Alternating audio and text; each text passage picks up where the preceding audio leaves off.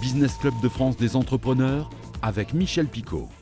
Bienvenue dans le Business Club de France des entrepreneurs. Cette semaine, on fait le grand ménage. Tout de suite, le sommaire. Notre invité cette semaine, Damien Oursel, fondateur de Blue, un nouveau produit de ménage sain, désinfectant que l'on peut faire soi-même. Nous irons dans quelques secondes à Aix-en-Provence. Dans l'actualité, Nutriset en Normandie qui lance l'Appétit Mix destiné au marché national. Et puis en Vendée, les meubles Gauthier qui ont inauguré leur usine 4.0 entièrement robotisée. Le médiateur des entreprises, Pierre Pelouzet, répond à vos questions cette semaine et nous irons en Occitanie où une entreprise connaît des retards de paiement importants de la part de ses clients. Éco-Région nous emmène en Bretagne à la découverte de la production de bateaux ronds et puis le portrait de l'entrepreneur créateur de la semaine qui nous emmène cette fois-ci à Besançon pour découvrir un commerce pas comme les autres. Soyez les bienvenus. Et pour commencer cette émission, nous partons directement à Aix-en-Provence pour retrouver Damien Oursel. Bonjour. Bonjour. Alors vous êtes le fondateur de Blue. Blue, ce sont des produits pour faire le ménage. Mais il s'agit de quoi précisément ? Alors Blue, c'est une petite machine qui vient avec son concentré. C'est un mécanisme un peu à la SodaStream où en fait vous allez vous mettre une dose de ça. Là-dedans, c'est du sel et du vinaigre et un colorant naturel. Vous mettez une dose de ça, de l'eau du robinet jusqu'au trait. Vous branchez la machine, vous appuyez sur le bouton et en 10 minutes, ça va faire un produit ménager multisurface qui est à la fois désinfectant, détergent, désodorisant, tout ça sans déchets, sans transport d'eau et sans pictogramme de danger. Alors ce produit de ménage désinfecte et tue aussi les virus, y compris celui qui nous embête fortement actuellement. Comment vous est venue cette idée un peu dingue d'ailleurs de vous lancer sur un marché fortement concurrentiel, c'est-à-dire les produits de ménage ? Alors l'idée, elle vient pas de moi, l'idée, elle vient d'un de mes associés qui est un géotrouve-tout un peu génial, qui en fait ça fait maintenant lui 30 ans qui met des inventions sur le marché. Il y a une vingtaine d'années, il travaillait à l'homologation d'une voiture électrique. Non, des vélos électriques il y a une vingtaine d'années. Il y a une dizaine d'années, c'était l'homologation de voitures électriques. Et là, ça fait 5 ans qu'il fait de la purification d'eau à partir d'UV. Et c'est dans ce cadre-là, dans la réflexion autour de l'eau, qu'il a découvert le processus sur lequel on s'appuie pour faire ce produit ménager. Mais question que je me pose, il y a eu un déclic chez vous, je crois, en 2020, lorsqu'on était tous confinés, tous à la maison. C'est à ce moment-là que vous avez eu envie de créer ce produit, non ? Exactement. En fait, ce qui s'est passé, c'est que en 2020, quand on était confinés avec ma femme et mes 3 petits garçons, on a beaucoup fait le ménage avec ma femme, parce qu'on leur donnait du coup à manger le matin, midi et soir. Et on avait un peu plus de temps entre elle travaille pour le tourisme. Et donc, du coup, en fait, tout était à l'arrêt. Moi, c'était quand même beaucoup plus calme, il n'y avait plus de déplacements, etc. Et donc, on s'est dit, on a un peu plus de temps. Et si on prenait ce temps-là pour essayer de faire des efforts pour entamer une transition une transition écologique, notamment sur la façon de consommer du ménage. Et en fait, pour les produits ménagers, on s'est rendu compte qu'on n'a pas trouvé de solution satisfaisante. Le vinaigre, ça sent pas bon, ça attaque les surfaces, ça attaque la peau. Finalement, on continue à faire des déchets et puis ça marche pas si bien que ça. Le bicarbonate de soude, il y a plein de surfaces sur lesquelles ça marche pas. Et en fait, si on regarde l'ensemble du processus de production, c'est pas si bien que ça écologiquement. Et le dernier point, c'est que on était dans un contexte sanitaire qui est encore présent aujourd'hui et en fait, il n'y a aucune de ces solutions qui est désinfectante, et notamment virucide. Et du coup, quand mon associé m'a appelé en me disant Damien, j'ai une super idée, regarde, c'est génial, j'ai décidé de sauter le pas et d'attaquer l'aventure Blue avec lui. Donc si je vous suis bien, ce produit a changé votre vie professionnelle en quelque sorte, puisque vous avez créé votre propre entreprise, vous faites travailler quelques ESAT justement pour pouvoir produire cette machine et le produit. Comment vous faites pour vous faire une place finalement ? Je le disais tout à l'heure, marché très concurrentiel, vous appuyez, si j'ai bien compris, essentiellement sur votre communauté, non ? Nous, notre choix, ça a été de s'attaquer. Donc, on travaille, on a des clients qui sont des particuliers. Et en fait, on mise sur notre communauté pour faire grandir ce segment de clientèle-là.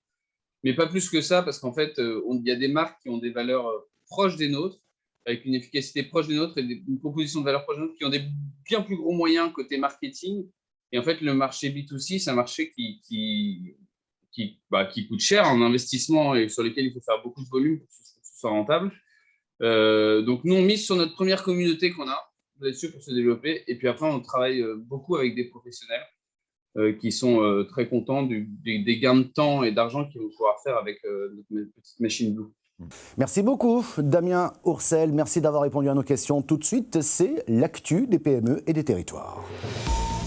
Et direction tout de suite Malonné, c'est tout près de Rouen, où l'entreprise Nutri7, spécialiste des produits alimentaires pour lutter notamment contre la malnutrition infantile en Afrique, grâce à ses usines, notamment implantées en Afrique, lance un nouveau produit pour le marché national cette fois-ci. Il s'appelle Appétit Mix, un produit très calorique à base d'huile de colza et de soja enrichi en protéines, minéraux, calcium et vitamines. Ce nouveau produit s'adresse notamment aux personnes âgées dont les besoins journaliers ne sont pas atteints et devrait relancer notamment l'activité de l'usine de Malonné et ses 240 salariés.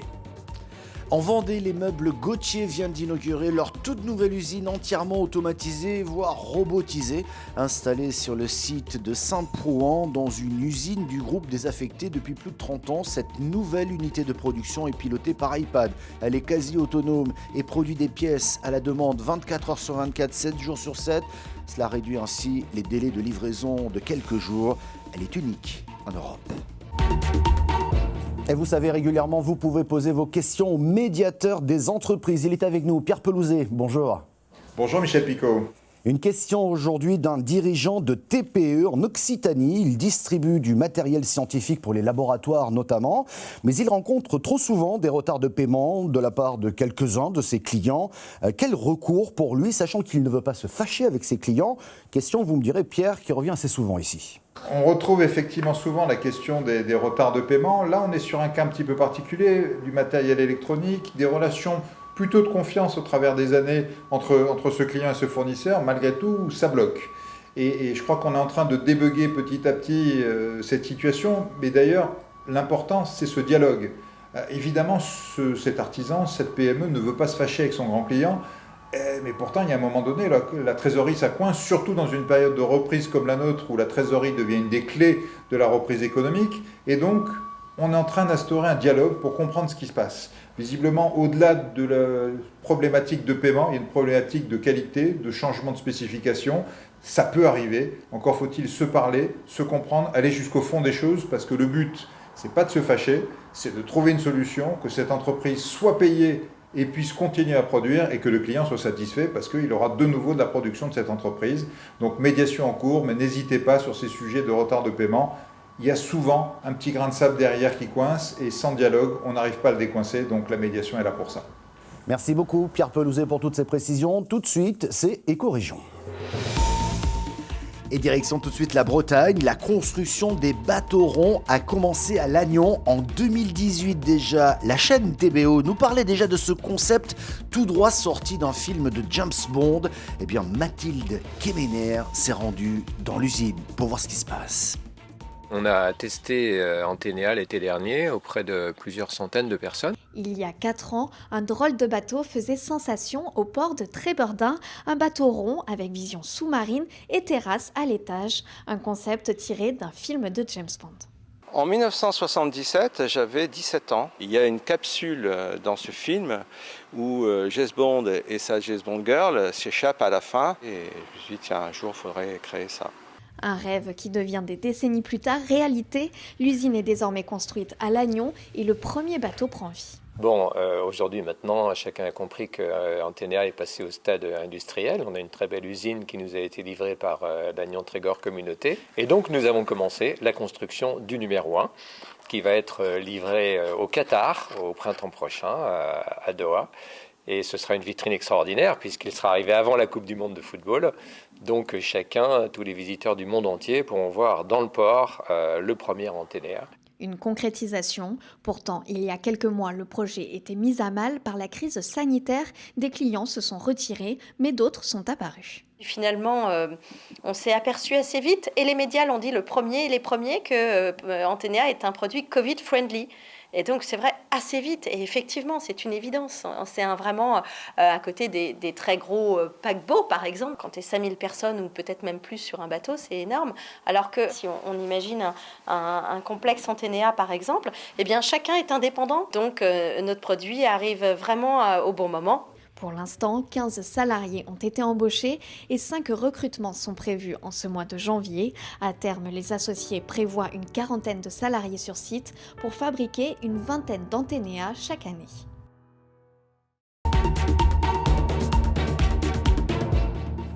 Et pour finir cette émission, le portrait d'un entrepreneur créateur accompagné par le réseau BGE. Nous partons aujourd'hui à Besançon pour découvrir Ta meilleur temps. C'est le nom de cette coopérative alimentaire participative créée par l'association Créacoupe et ses 1200 sympathisants.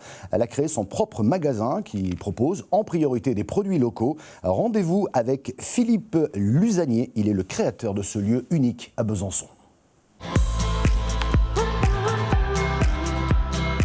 Ta meilleur temps, c'est un magasin participatif, coopératif à Besançon, où chaque personne qui veut venir faire ses courses doit 1. être coopérateur et 2. donner 3 heures de son temps toutes les 4 semaines pour participer au bon fonctionnement du magasin. Le principe de base, c'est qu'on vend ici tout ce que nous, on a envie d'acheter.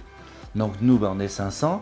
Alors sur les 500, la plupart ont envie d'acheter du bio, la plupart ont envie d'acheter du local, il y en a qui ont envie d'acheter telle ou telle chose.